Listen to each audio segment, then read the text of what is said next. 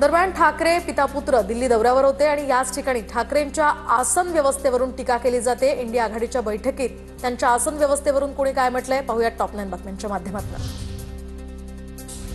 उद्धव ठाकरेंना आमच्याकडे पहिल्या रांगेत स्थान होतं। इंडिया आघाडीच्या बैठकीत ठाकरेंना 6व्या रांगेत बसल्यावरून फडणवीसांची खोचक टीका। बाळासाहेबांचे विचार सोडणाऱ्यांना काँग्रेसनं त्यांची जागा दाखवली। त्यांनाच अपमान वाटत नसेल तर मी काय बोलणार। उपमुख्यमंत्री एकनाथ शिंदेंचा उद्धव ठाकरेंवर निशाणा।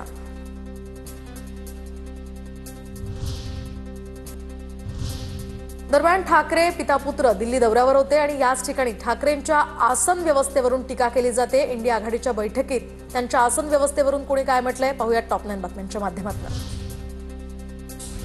उद्धव ठाकरेंना आमच्याकडे पहिल्या रांगेत स्थान होतं। इंडिया आघाडीच्या बैठकीत ठाकरेंना 6व्या रांगेत बसल्यावरून फडणवीसांची खोचक टीका।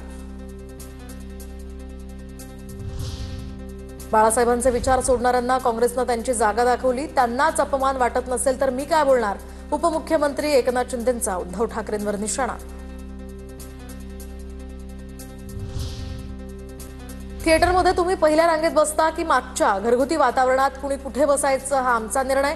ठाकरेंच्या आसनाच्या ठिकाणावरून टीका करणाऱ्यांना आदित्य ठाकरेंचं प्रत्युत्तर।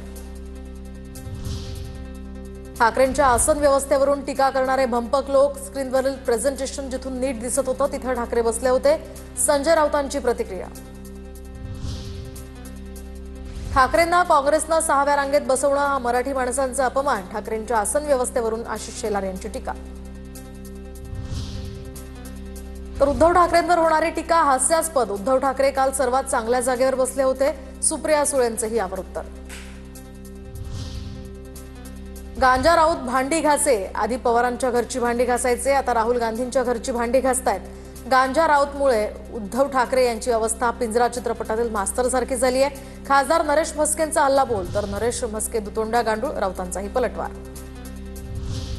म्हस्केंना अक्कल पाहिजे। स्क्रीनवर प्रेझेंटेशन होतं, स्क्रीनजवळ थोबाड घेऊन बसत नाहीत। नरेश म्हस्केंच्या टीकेनंतर अंबादास दानवेंचाही निशाणा।